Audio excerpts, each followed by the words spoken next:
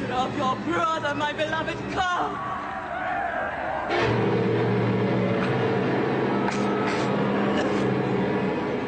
Moments from The Robbers by the German dramatist Friedrich Schiller, who was closely associated with this town, Weimar, in East Germany, and who gave momentum to an artistic upheaval that was emblazoned in a line from one of his plays: "A world turned upside down." This apparently sleepy provincial town is an unlikely setting, you may think, for the next burst of theatrical activity in this story. But in the 19th century, the German Duchy of Weimar was a cultural center that was to prove important. In Weimar, it was said there were 10,000 poets and only a few inhabitants. In fact, it was a political backwater. But the small court, and more important, a rising middle class, created an exciting cultural life and supported a court theater. In Weimar, they developed a taste for a style of theater which was patronized by the ruling prince. And like so many theatrical impulses of the past, it was influenced by ancient Greece and Rome. The main protagonist was the man who worked in this room and died in there. He was an extraordinary figure: poet, novelist, scientist, statesman. One of the most versatile and gifted men in any literature, Johann Wolfgang von Goethe. In his youth, a highly rebellious poet, but the more successful he became, the more he drew closer to the traditionalists at the court of Weimar, those who reverenced the classical past, the neoclassicists. Goethe became artistic director of a theater that stood on this site, but he was more like a minister of culture, and he was autonomous. The playwright Friedrich Schiller came under his influence, and a unique theater was created here. But it was, I believe, a theater gone wrong. This elevated, stilted form of drama still survives in the Weimar theater repertoire today, as in this recent production of Goethe's Faust. Wir leise Geschäftige scheuen, weder Adler noch geflügelten Leuen, weder Kreuz noch Mond.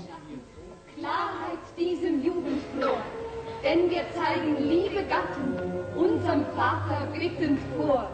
Knaben sind's, die wir gerettet, aus der Brandung grimmen Zahn, sie auf Schilf und Moos gebettet, aufgewärmt zum Licht heran. This was Goethe's chair, and here he would sit and direct the actors. He divided the stage into numbered squares, and he simply told the actors which square to go to, like wooden chessmen. This theater in Bad Lauchstädt is the only surviving theater he designed and worked in. The two middle fingers should always be held together. The thumb, the index finger, and little finger should be somewhat bent. In these words, Goethe's advice, his rehearsal techniques, were published in 1824 under the title Rules for Actors. The movement of the arm always takes place in succession. Where the hand is raised or moved, then the elbow, and then the whole arm. For otherwise, the movement would be stiff and ugly. In spite of all this, Goethe began his theatrical life in a spirit of revolution. A leading figure in a movement known as Sturm und Drang, literally storm and stress. It exalted nature and the human individual. It grew in reaction to French classical taste, and it was opposed to established authority. In 1792, the French Revolution shook European society to its foundations. And there was also a revolution in art, the forerunner of which was this German movement, Sturm und Drang.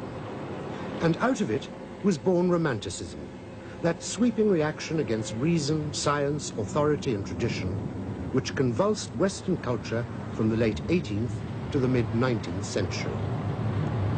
The Sturm und Drang playwrights, including Schiller, wanted to show that there was something very wrong with society.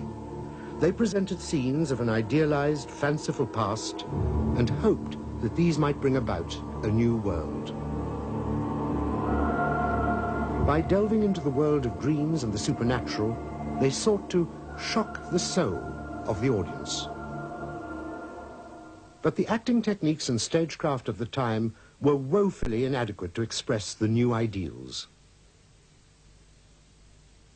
Very few of these plays ever reached the theatre, and when they did, the result was hilarity or puzzlement instead of intended awe. It's an irony, in view of the great esteem he was eventually to enjoy as a neoclassicist, that Schiller's most important work was written before he came to Weimar. It was the play that was to influence much of what was to come, the first melodrama, The Robbers. Glaubt ihr wohl, 1999 sei nur zu verderben da? Nicht mehr, kein Wort mehr! Meint ihr, im Arm des Vergelters zu entlaufen? Fahren! But this was the sort of presentation that Schiller had to suffer, as in this authentic reconstruction in a German film. Gewäsche!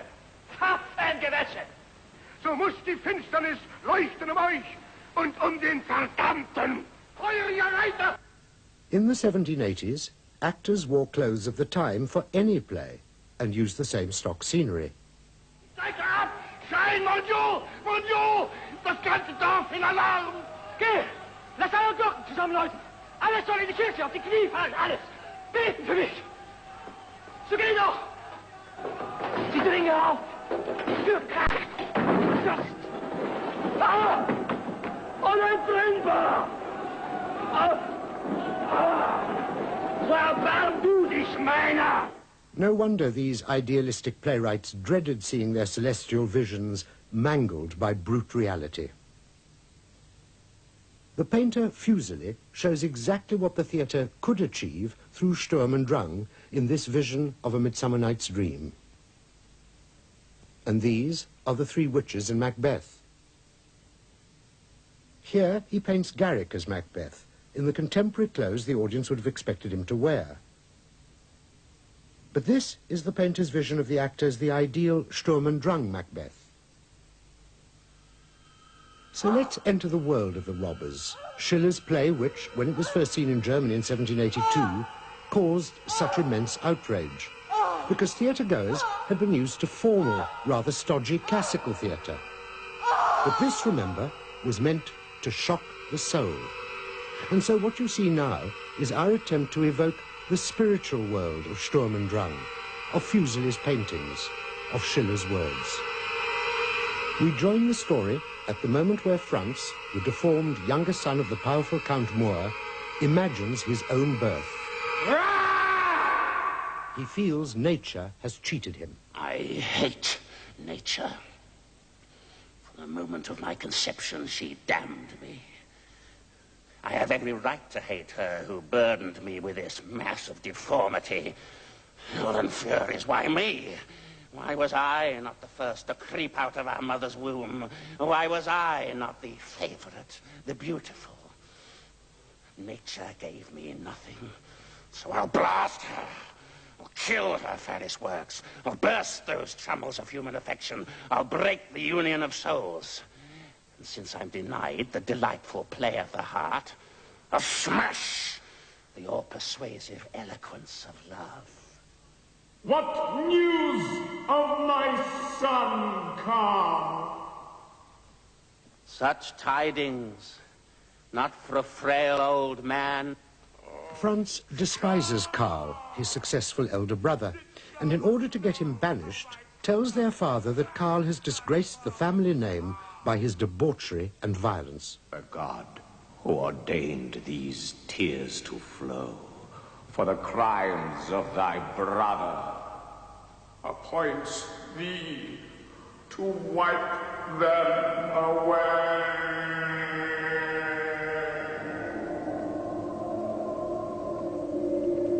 Karl is in love with Amalia. The scheming Franz has driven a wedge between them, and in the style of Sturm und Drang, causes a separation of their spirits.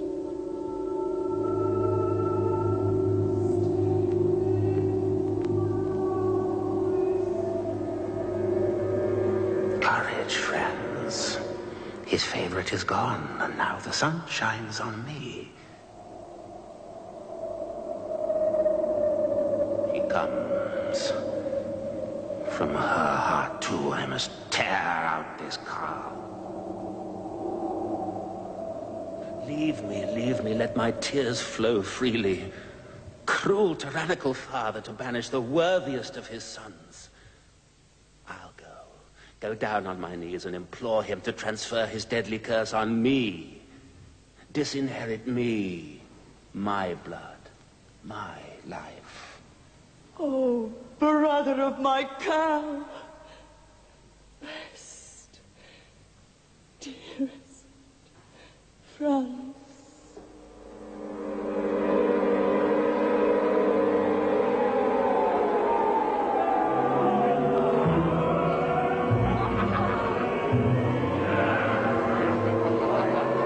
Karl, who is really the hero of this story, indulges in what is to him no more than a wild spree with his comrades. But he is interrupted by the terrible message from his father.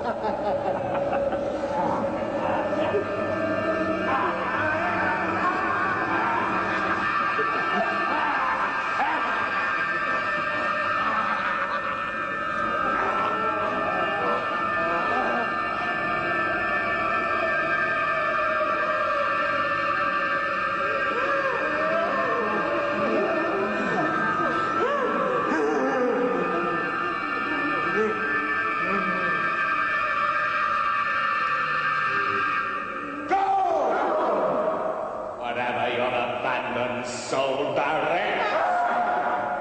Unless you wish to be flung into the lowest dungeon, never return! Is this a father's care? Is this love? Who will arm me with a sword that I may destroy his whole generation of vipers? We shall be such friends. Just let us speak to you, to the forests, and its livers, thieves, and murderers. You shall lead us.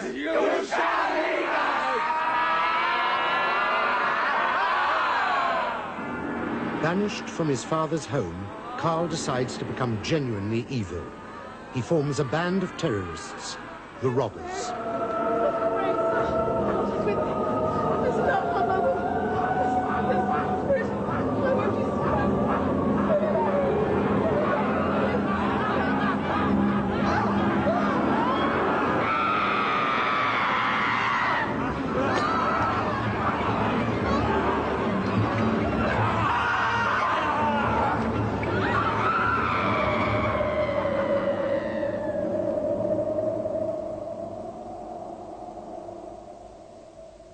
I cursed him by your persuasion. But Franz next lies to his father by telling him that Karl has been killed fighting heroically in a battle. The Count collapses, full of remorse for banishing his favorite son. I leave you to die.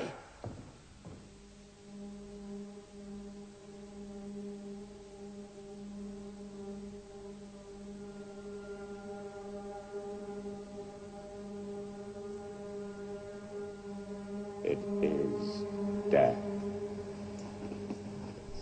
Black, swimming before my eyes. Will no one support my head? Will no one close my eyes?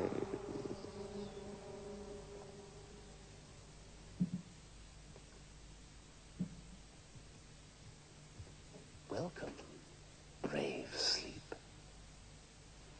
Franz, whom men fear and envy, declares himself your slave. You dare! The murderer of your brother, my beloved Karl! May heaven blast you! Be not so violent. I am not a lover who will bow and sigh at a distance. When I speak and I'm not answered, I command! Command! You reptile! Command! Command me! I thank you for having taught me the art of tormenting you. Like a fury, I'll drive the recollection of your Karl from your heart. My disgusting form shall lour over you like the hound of hell. Take your virgin bed by storm. The woman's fury is my joy.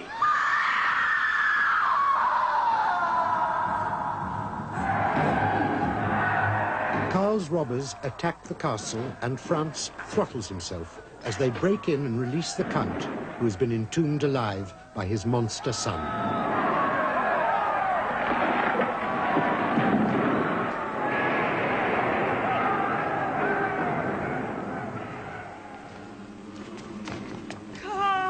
Amalia and the Count are freed, but Karl rejects Amalia. His crimes have made him unworthy of her. They cannot now be united. Come, friends, let's be gone. Stop! In mercy, draw thy sword. One deadly thrust. Just one. I will bless thee for it. Murderer, thou killst the happy. But the wretch who longs for death, thy barbarous be dispelled. Let heaven and hell attempt to part us. Oh, no priestly blessing will unite us. Here's something better. Look at these heavenly charms. You sacrifice for me your worthless lives, and I shall butcher for you an angel. Bravo! Thy honor is retrieved!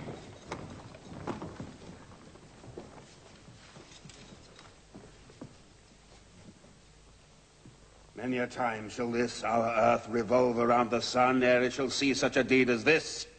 To Schiller and the first romantics, the truly happy ending meant death, and through death, the immortalization of love. Death at the hands of thy beloved. Is that not sweet, Amalia? Most sweet.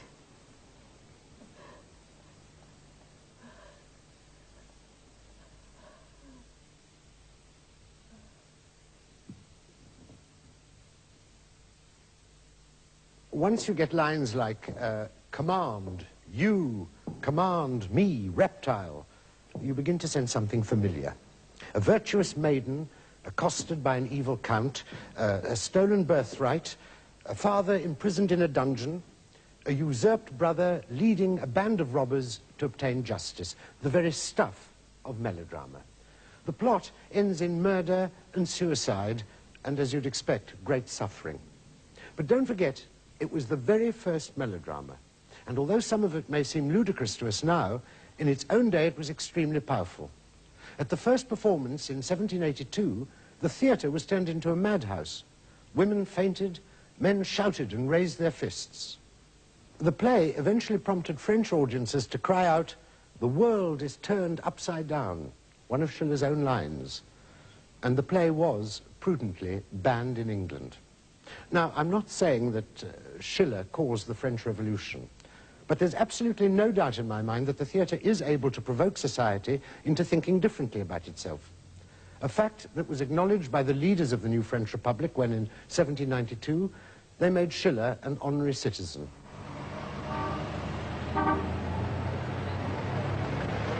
And it's to France our story now takes us. To this theatre, the Comédie Française in Paris. After the revolution that shattered society, the poets were to have a revolution of their own, in the most astonishing way, because it happened on this stage. The play was Hernani by Victor Hugo. The curtain rose on a bedroom set. An old woman dressed in black was discovered seated. There was a knock on the door, and she said, "Can that be him already?"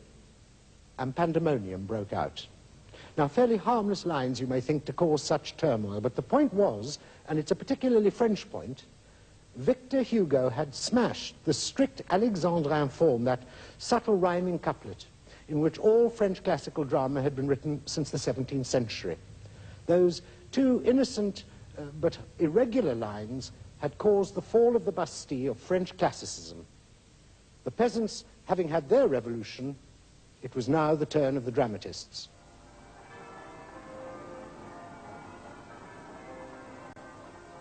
But it was neither political nor theatrical revolution that crossed the channel to England. What England imported was melodrama. Melodrama. The word comes from the French and means literally drama with music. Music used to express the actions while the actors mimed them. a technique that persisted into this century with silent films. And even today, films and television use music to heighten mood and emotion. Certainly in London, for much of the 19th century, melodrama flourished. Let's join the last scenes of one of the most popular melodramas, Black-Eyed Susan, written in 1829 and performed for many years thereafter. Oh, Susan, Susan, lovely dear, my vows will ever true remain. Let me brush off each falling tear. We only part to meet again.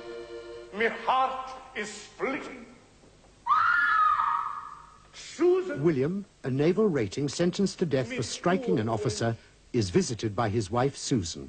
Oh, William, and I have watched, prayed for your return, smiled in the face of poverty, shut my ears to the reproaches of the selfish, the worst pity of the thoughtless, and all for this. Aye, Sue, it's hard, but that's all over. To grieve is useless. Susan, I might have died disgraced. I know 'twill not be so. I died in a good cause. I died in defense of the virtue of a wife. Her tears will fall like the spring rain upon the grass that covers me. Talk not so. Your grave. I feel 'tis a place where my heart must throw down its heavy load of life.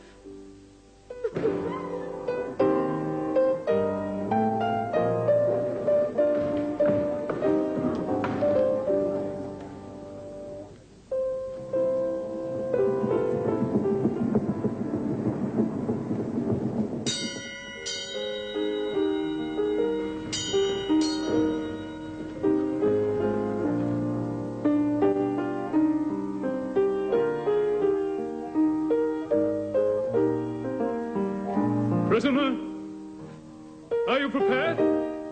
Bless you all.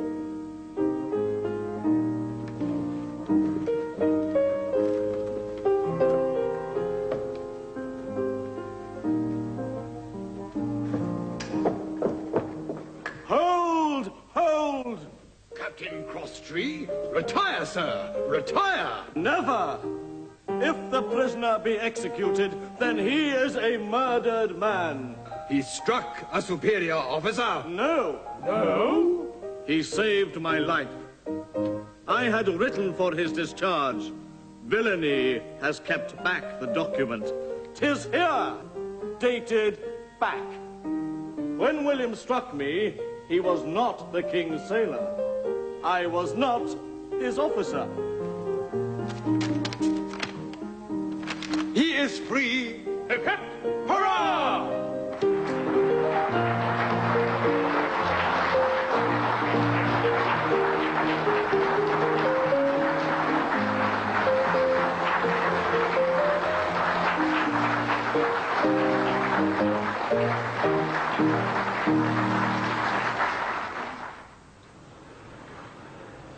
Melodrama was a highly popular form, and not just because the plots were implausible, external and unsubtle, and not just because the villains and heroes were singular and easily recognized. No, we can disparage melodrama as much as we like, but we come up against one inescapable fact, that proportionately at that time, the theatre-going public was one of the biggest in history.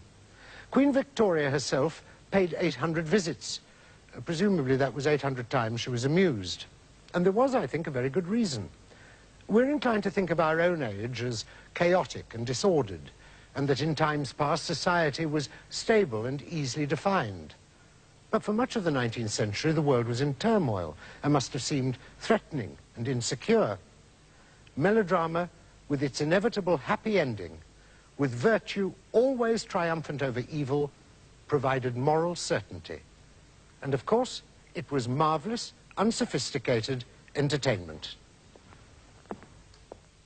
Yet despite the numbers that filled the theatres, Black-Eyed Susan, one of the first great English melodramas, made its author, Douglas Jerrold, the princely sum of just £60. No wonder, considering the poor return, that in England, for much of the 19th century, men of letters shunned the theatre. It was one of the most arid periods in playwriting. But there was another reason for the artistic famine, and that was the dominance of a new theatrical breed, the actor-manager.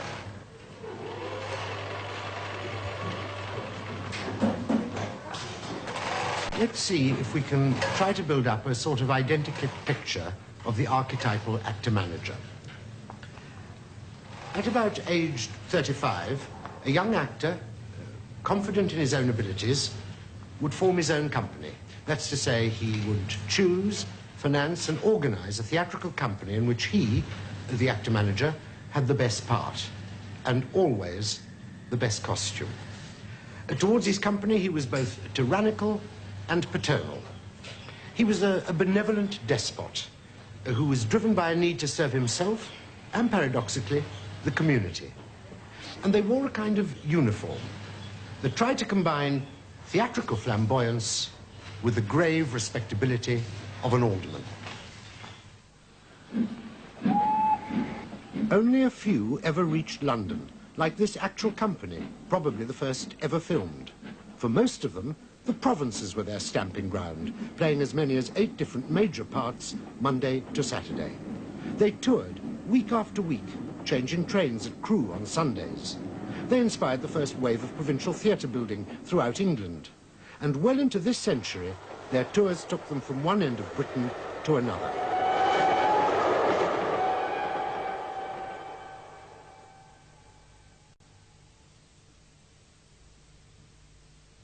It is impossible to recreate the great actors of the past, because by its very nature, acting is ephemeral.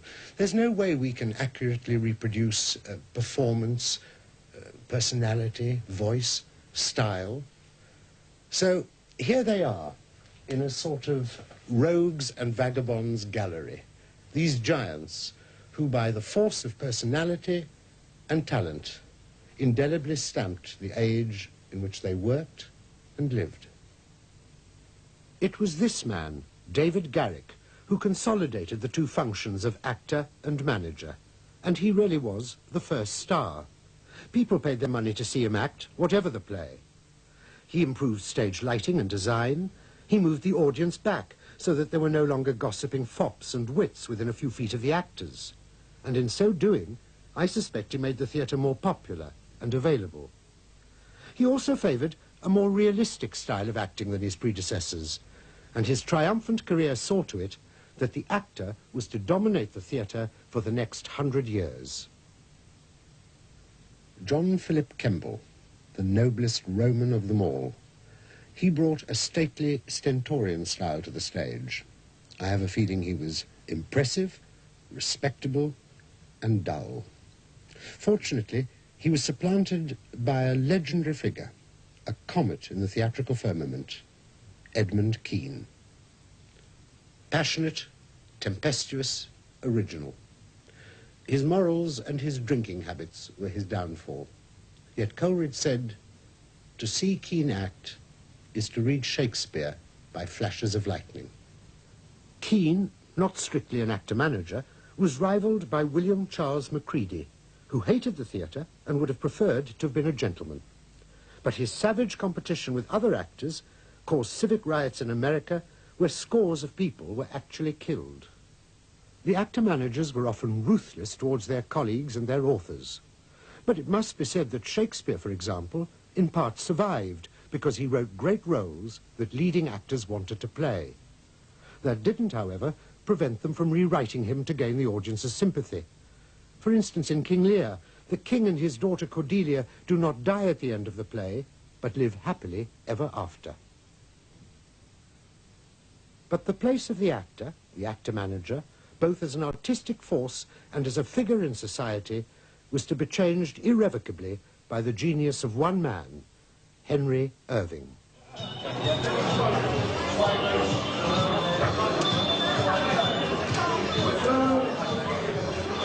This believe it or not, was once described as a temple of art, because this was Henry Irving's theatre, the Lyceum.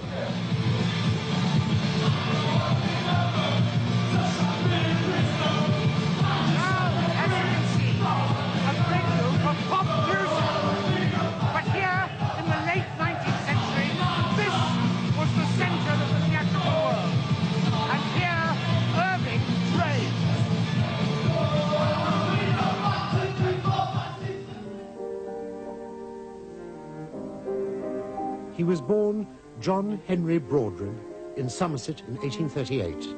When he became an actor, he changed his name.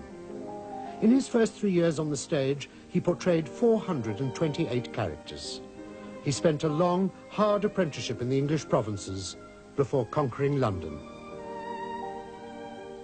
The night of the conquest took place on Saturday, November the 25th, 1871.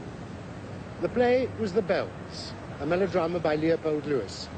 Irving played here to a meagre house, but the proprietor of the Daily Telegraph was present, and he told his dramatic critic, Clement Scott, "Tonight I have seen a great actor.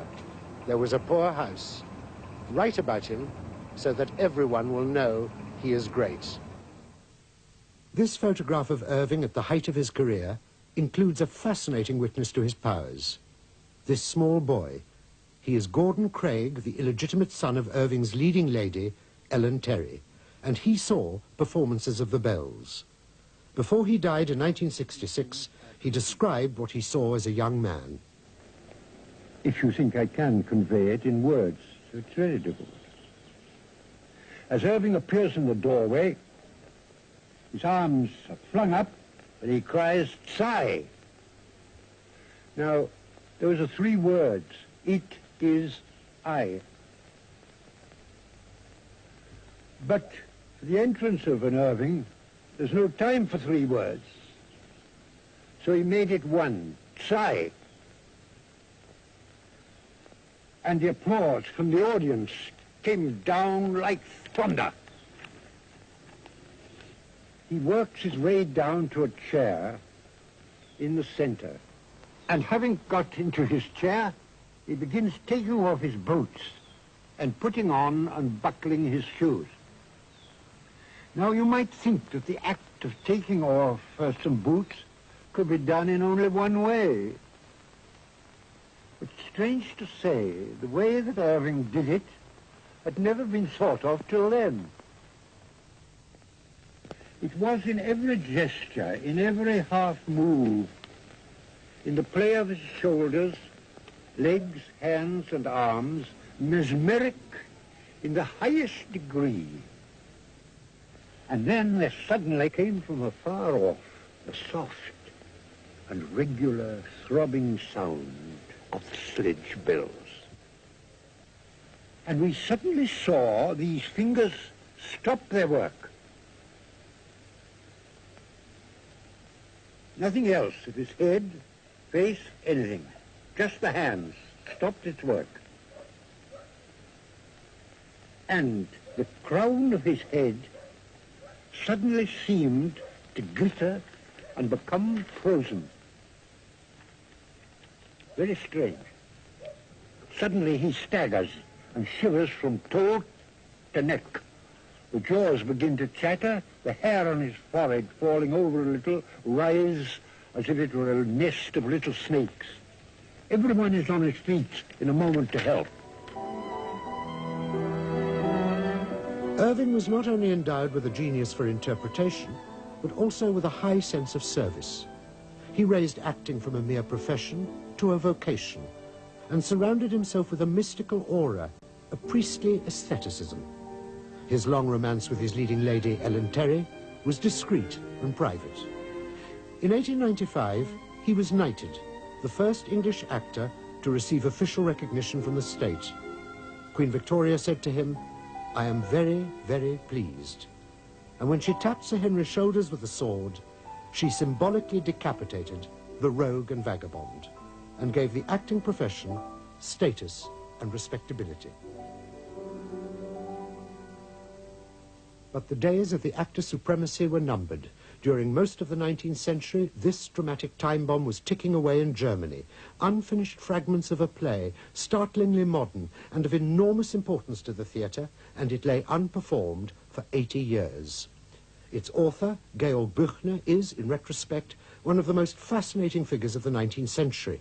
He died in 1837, aged 23, having written such plays as Danton's Death, about the French Revolution, and this play, Woyzeck. It had to wait until 1913 for its first production, 100 years after the author's birth. No one knows for sure the correct order of the scenes, but because it is so important, we're going to look at it in some depth. In a sense, it can be described as the first modern play, the first working-class tragedy based on a true story. Oh, you're a nice enough chap, but you have no morals, have you? You've gone and fathered a child without the church's blessing, as our reverend padre would say. The good Lord won't worry that nobody said amen before the child's making.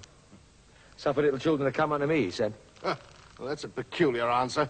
I don't mean what he said, I mean what you said. Oh, you're confusing me. When you're really poor, you see, Captain, sir, if you haven't got money, you just try bringing a child into the world the moral way, that's all. We're flesh and blood, too, but our sort don't have that kind of luck. Even if we got to heaven, they put us to work on the thunder. Run, run, run, run, run. Look, they're coming. There. What a man! Built like a tree! Strong as a lion, I'll bet.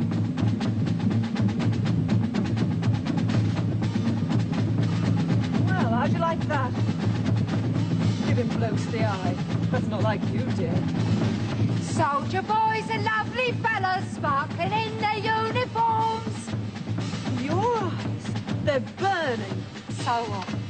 Miss Motherhood, you could stare your way through 7 layers of leather pants. Slut. Come on, love. They can say what they want.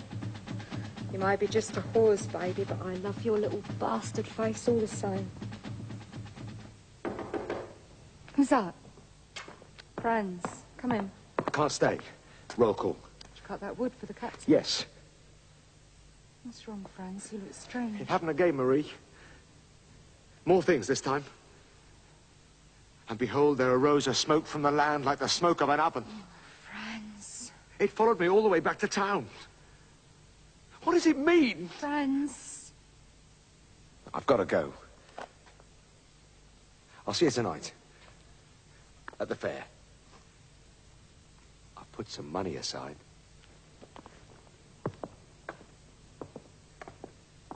What's the matter with him? Now he's seeing things. And he didn't even notice his child. That thinking's going to drive him crazy one of these days. Why are you so quiet? Are you frightened? It's so dark suddenly. You could be going blind. No light. It gives me the creeps. I've had enough of this.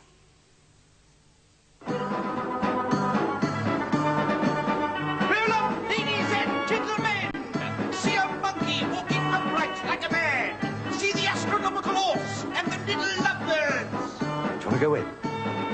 Don't mind. Our monkey wears a uniform because he is a soldier. Look at that. What a piece. Jesus. You could breed a regiment out of her.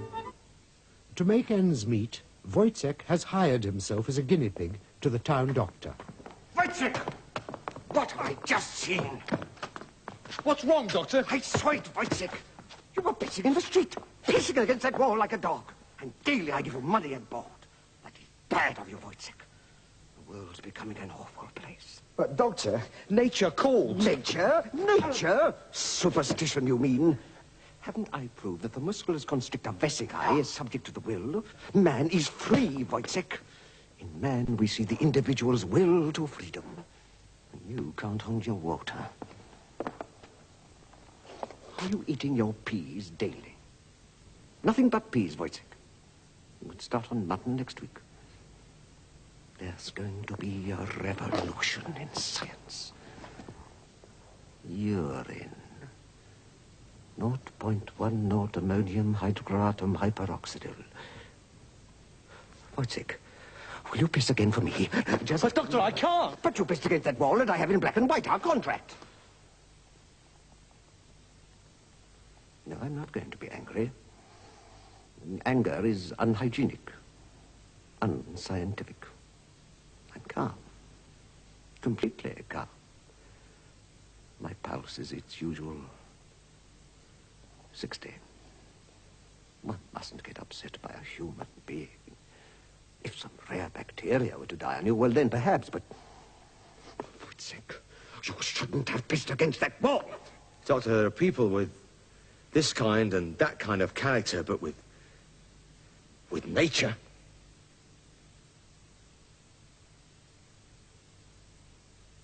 Have you ever seen nature come out, Doctor?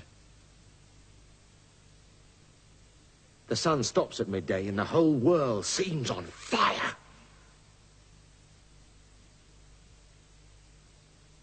I heard a terrible voice once. Wojciech, you have an aberration. A beautiful aberratio mentalis type 2 with faculties non-impaired. You are an interesting case. Come on, Marie. Show me how you do it. Go round the room.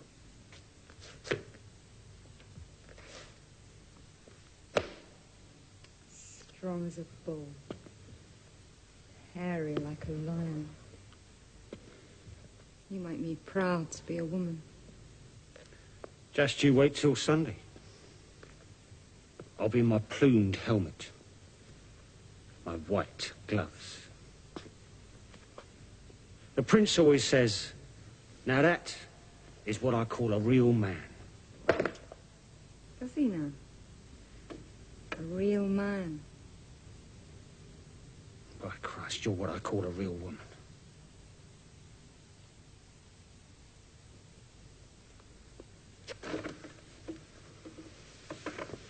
I'm gonna fill your belly full of drum majors. Breed a whole damn regiment of them. Come. Let me go.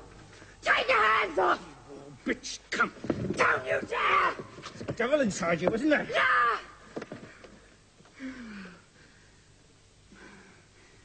What's it matter anyway?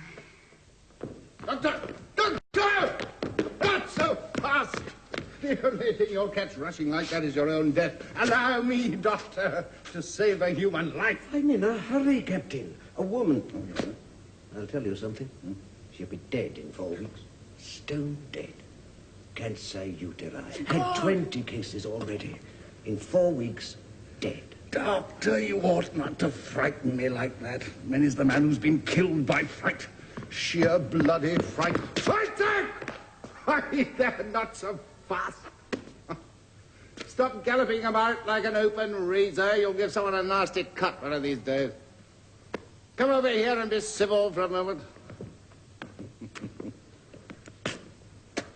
Anyone would think you had to shave a castrated regiment on pain of death if you missed a single hair the way you look. Oh, and talking of hair... Pliny states that facial hair should be discouraged among soldiers. Hmm. Have you noticed any facial hair in your soup lately, Wojciech? Hair from the beard of a sergeant, for example? Or a drum major? Well, Wojciech? Yes, sir, Captain. What might you mean, sir, Captain? Well, perhaps I don't mean whiskers in your soup exactly, but if you make one of your dashes round the corner, you might see them sticking to a certain pair of lips. Lips, Wojciech. Oh, I can just imagine it. I've had quite a bit in my time. Look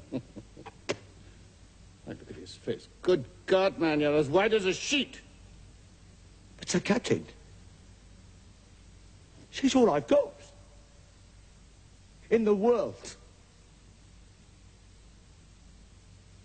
Were you joking? Joking? I? Joking? Your pulse, Wojciech. irregular. Short. Violent. The earth is as hot as hell!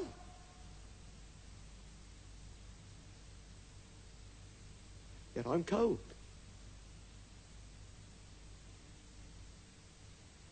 Hell must be icy cold.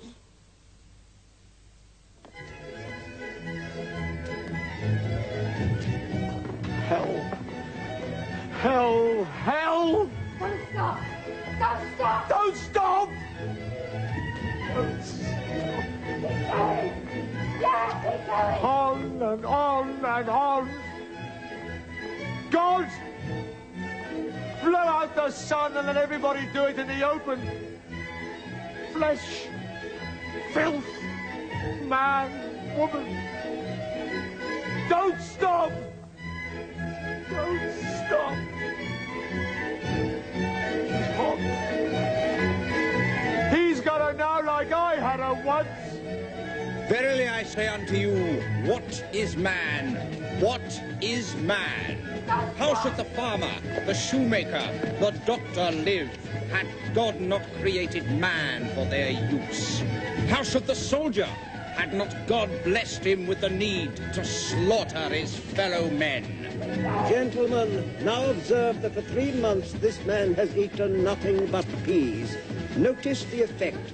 Violent pulse beat, staring eyes. Doctor, sir.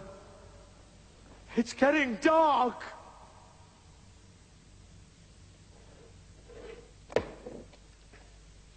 I am a man. A real man. Anyone not drinking gets their nose shoved up their arse. Do you hear me? You.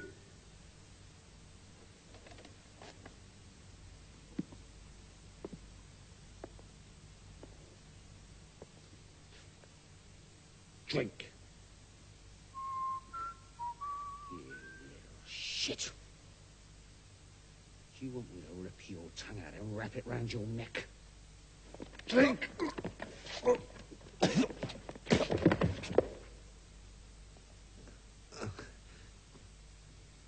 I'll leave you with just enough wind for an old lady's fart.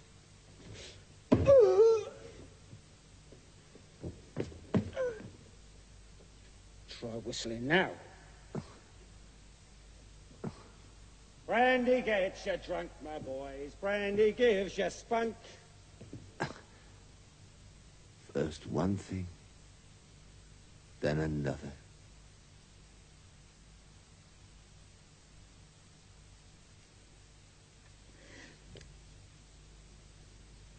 I can't pray, God. Don't take everything. Let me be able to pray.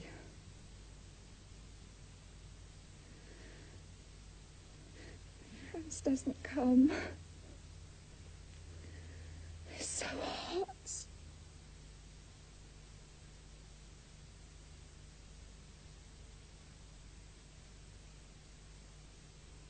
Death.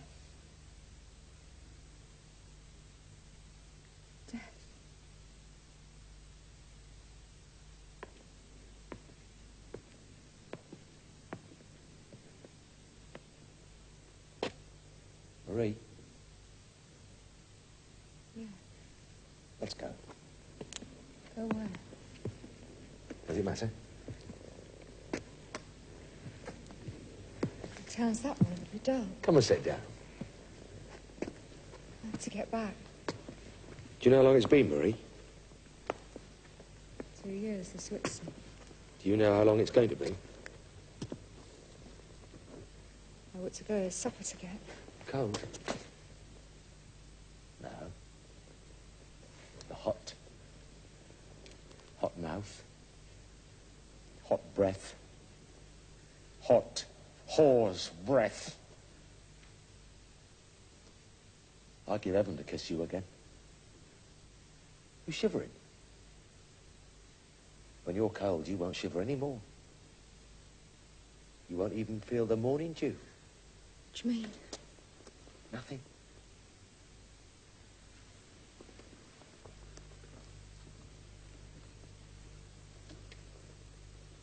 at the moon. It's red. Like blood on a knife. What's the matter, Franz? So pale. No. Franz, for God's sake, no. Take that! And that! Still shivering. And this! Why won't you die?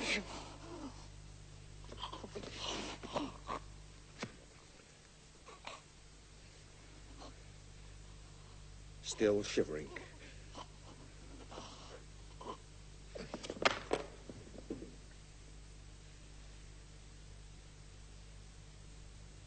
Now you're dead. Dead?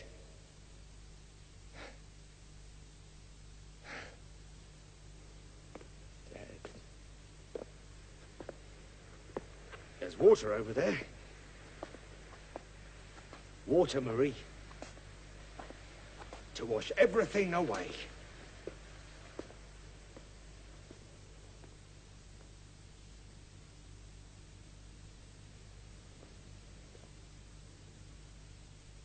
What a very fine murder. You really couldn't wish for anything better. We hadn't had one like this for years. Wojciech by Buchner. This extraordinary work was written by a young man of 22, almost 150 years ago. It signals the secret birth of the anti-hero, the figure who is really the hero of our time. But in the 19th century theatre, there was no unifying force, no Shakespeare or Molière, until a disgruntled Norwegian stage manager wrote plays that were to bring to the theatre a new view of society. His name was Henrik Ibsen.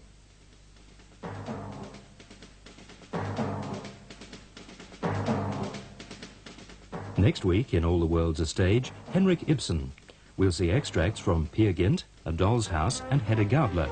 And appearing in one of the excerpts will be Anthony Sher, who's currently in Australia on tour with the RSC. We're about to have a look at tomorrow's weather outlook around the nation, and then it's International Playhouse with an amusing spoof of the Bogart-style detective in Nestor Hamides Strikes Again. Stay with us at SBS.